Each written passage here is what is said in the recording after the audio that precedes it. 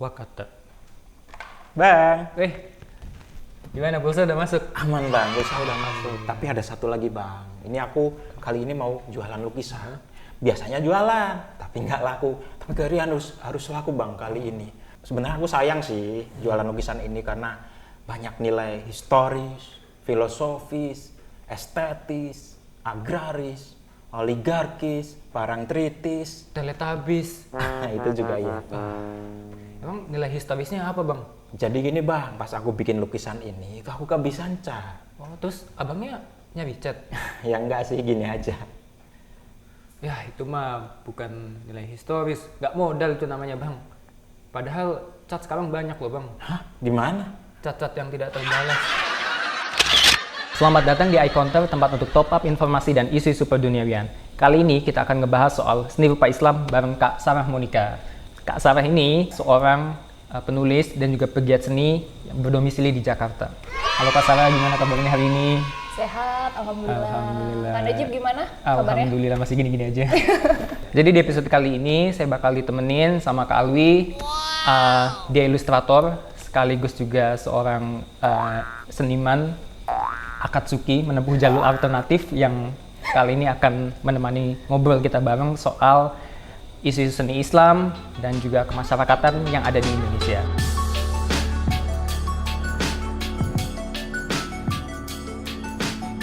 Nah Kak, ngomongin soal seni rupa Islam, term ini kan sangat luas dan banyak perdebatan dan juga banyak versi, pendapat dan lain hal, dan perannya juga tentu sangat besar di Indonesia, mengingat di Indonesia juga kan penduduk mayoritas Muslim. Kalau Kak Sarah sendiri, kenapa sih Kak tertarik sama seni rupa Islam dan udah berapa lama? Oke. Sebenarnya kalau secara general, aku memang interest dan concern di isu seni rupa. Jadi aku senang lihat lukisan, basicnya itu. Aku senang lihat lukisan, aku ingin memahami apa sih makna di balik sebuah lukisan ini misalnya. Kemudian untuk mencari tahunya, biasanya aku akan ke senimannya, aku ngobrol sama dia, terus mencari tahu soal proses kreatifnya, dan kemudian mengingat bahwa banyak sekali sebenarnya pelukis-pelukis di Indonesia ini dengan genre-nya masing-masing. Terus aku menemukan bahwa dalam seni rupa atau lukisan-lukisan itu banyak tema-tema yang sifatnya Islami, ya nilai-nilainya nilai-nilai Islami, kemudian spiritual gitu. Dan aku jadi lebih interestnya ke arah sana. Jadi memang bukan spesifik tentang seni rupa Islamnya, tapi seni rupa secara general. Tapi kemudian aku mulai fokus ke seni rupa Islam terutama yang memang mengandung nilai-nilai spiritualitas. Itu dari kapan itu Kak? Mulai kan tadi dari yang luas seni rupa, terus kemudian nemu, oh ini ada seni rupa Islam gitu. Kurang lebih dari S1 ya. Oh, dari karena S1. kebetulan saya kan di antropologi nih studinya, S1 antropologi Universitas Indonesia, dan di antropologi kita punya kebebasan untuk meneliti apapun. Jadi kajian budaya, kajian kesenian, kajian spiritual itu bisa diteliti dengan perspektif antropologi. Jadi dengan kacamata antropologi itu aku meneliti tentang seni rupa. Ya, kebetulan tema seni rupanya atau pelukisnya itu punya nuansa spiritualistik dalam karya-karyanya maupun dalam cara hidupnya. Jadi kurang lebih memang sejak zaman S1 di antropologi. Oh, di antropologi. Pas mulai masuk ke dunia seni dan katakanlah misal menghubungi seniman yang bersangkutan, itu awalnya susah nggak Mbak? Kan kadang kalau misal dunia seni itu biasanya sudah ada lingkarnya sendiri dan kita misal orang-orang baru mau masuk atau mau menggali informasi itu apa ya, mungkin butuh strategi kali ya, Kalwi ya. Gimana Iya, gitu adaptasinya? Oke, memang kita penting banget nih untuk sebelum masuk ke dalam riset ya, kalau di antropologi biasanya kita melakukan bridging dulu, building trust dulu dengan orang yang mau diteliti, subjek informannya, subjek penelitian ya, kita menyebutnya subjek bukan objek. Kita harus kenal dulu secara personal, kita harus membangun kepercayaan dulu. Memang itu perlu waktu ya untuk pendekatannya, karena nggak bisa tiba-tiba kita datang, apalagi nih seniman nih, ngomongin seniman, ngomongin budayawan yang basicnya tuh lebih ke soal trust, ke soal rasa.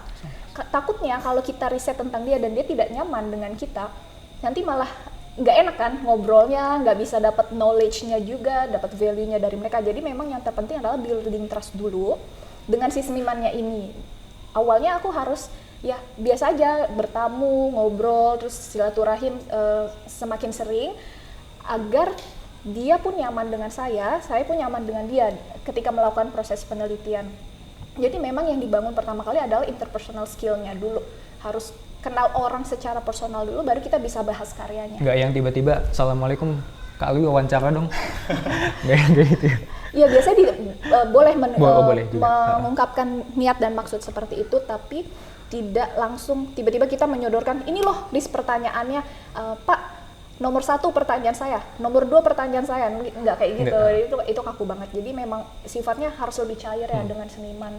Oh iya, ini kalau saya lihat tuh Mbak Sarah ya, saya agak-agak kepo nih kegiatan Mbak Sarah di media sosial atau di tulisannya itu kayak dekat gitu sama beberapa seniman senior kan, sedikit seperti Mbak Sarah bilang tadi berlapis kan gitu. Betul. Nah, menurut saya ini menarik ya karena jarang sekali ada tokoh atau ada aktivis mungkin atau mahasiswa khususnya yang perempuan itu bergerak di bidang itu gitu loh. Iya. Kira-kira adakah tokoh yang menginspirasi Mbak Sarah atau motivasi apa gitu yang menuntun Mbak Sarah sebagai perempuan ke arah situ? Pastinya saya punya orang-orang yang saya respect ya, yang saya adore karena dia menginspirasi di wilayah untuk belajar secara kreatif gitu ya, di wilayah kesenian. Jadi memang ada orang-orang yang semacam mengkader mungkin ya bahasanya, tapi tidak langsung gitu loh. Cuma dikasih tahu environmentnya seperti ini loh, kesenian. Terus kalau emang mau belajar, cara-caranya tuh personalnya harus baik dan kita niatnya juga harus tulus gitu. Karena nggak bisa, apalagi kan saya mendatangi ibaratnya tokoh-tokoh maestro gitu lah ya di seni rupa Indonesia. Jadi saya nggak boleh bawa kepentingan, itu pertama kali kuncinya ya. Ketika kita ingin belajar sesuatu dari orang, entah untuk kebutuhan riset atau kebutuhan improve knowledge secara pribadi, itu berangkatnya niatnya harus tulus dulu. Emang niatnya harus belajar dulu ya. Dari sana kemudian mereka tuh akhirnya kan bisa menyerap nih energi bahwa oh orang ini emang niatnya belajar loh. Mereka kan terbuka gitu, dan mereka senang. Jadi seniman-seniman senior terutama di wilayah seni rupa ya, mereka juga respect dengan orang-orang atau yang junior-junior ini emang niatnya mau belajar. Pasti Kak Alwi juga pengalaman ya, karena Kak Alwi kan background studinya kan senian juga. Jadi kalau ketemu seniman-seniman, mereka pasti akan respect kalau kita niat datang belajar. Kak, kenapa sih kakak lebih milih buat neliti dan ngedalamin soal seni rupa Islam dibanding dengan katakanlah seni rupa yang lainnya? Apa yang bedain seni rupa Islam dengan yang lainnya? Kalau saya pribadi ya di studi antropologi saya memang interestnya antara seni dan agama. Jadi gimana caranya biar saya bisa menggabungkan dua interest saya itu di wilayah seni dan agama ya? Salah satunya adalah dengan meneliti seni rupa Islam. Jadi seni rupa yang mengandung nilai-nilai Islam, yang mengandung nilai-nilai spiritualitas, lebih spesifiknya soal sufistik ya. Jadi itu kenapa kemudian saya concern di hal tersebut di seni rupa Islam itu. Kenapa nggak yang lain, Mbak? Menarik sih, tapi mungkin karena sebagai peneliti kita harus punya fokus ya, harus punya jelas nih, kamu akan melitinya tentang apa, mengkaji apa. Jadi memang waktu skripsi saya juga saya mencoba meneliti soal itu sebagai start awal menulis seni rupa Islam. Nah, ini kan ada banyak mungkin perbedaan kan antara seni rupa umum atau mungkin seni rupa yang dia terikat dengan satu geografis tertentu dengan seni rupa Islam. Itu kira-kira awal mula dan kenapa ini kok bisa sedemikian terfragmentasi itu kenapa, Mbak? Ya, sebenarnya kalau ngomongin seni rupa Islam itu kan kategori yang dibuat oleh peneliti ya, yang dibuat oleh pengamat atau kritikus, karena ketika seniman menuangkan kreativitasnya, imajinasinya, barangkali dia tidak bermaksud untuk ngomongin bahwa ini adalah seni rupa Islam sebagai karyanya, tapi secara nilai itu mengandung Islam atau spiritualitas secara umum. Kemudian yang membuat kategori seni rupa menjadi seni rupa Islam, misalnya bisa jadi itu sebagai identitas yang di-create, yang dibuat untuk counter terhadap seni rupa umum yang memang lahirnya dari barat. Seperti itu. Jadi perlu ada semacam ini kayaknya kategorinya masuk ke dalam identitas seni rupa Islam. Mungkin bisa dilihat dari simbolnya, dari temanya, dari misal metafor visualnya semacam itu. Kemudian bisa masuk definisi dari seni rupa Islam. Tapi sebenarnya kalau ngomongin seni rupa Islam sendiri itu sangat kompleks ya. Tidak ada definisi yang ajak, yang fix tentang seni rupa Islam. Itu tidak bisa ditunggalkan gitu loh. Karena konsep Islam sendiri sangat luas ya, sangat universal. Dan apalagi kesenian tidak bisa dibatasi dengan term Islam saja gitu. Tapi bahwa dia secara intrinsik mengandung value Islam, ya itu. Ini juga Mulai mungkin bakal lebih beragam lagi kalau misal kita ngeliat Islam Indonesia, Islam Timur Tengah, atau Ya. Islam lainnya itu ada variasi lain mungkin dari seni rupa ini. Berangkat dari pengalaman seorang Adi Pirus, ya pelukis, salah satu pelukis maestro di Indonesia yang memang karya-karyanya bertemakan tentang kaligrafi sebagai medium visualnya. Waktu dia mulai fokus ke dalam seni rupa Islam itu ketika ada pengalaman memperoleh beasiswa studi ke Amerika Serikat. Dan dia berkeliling ke museum-museum di sana, terus mendatangi galeri dan pameran seni. Dia melihat salah satu pameran seni rupa Islam, tapi di sana tidak ada Asia Tenggaranya.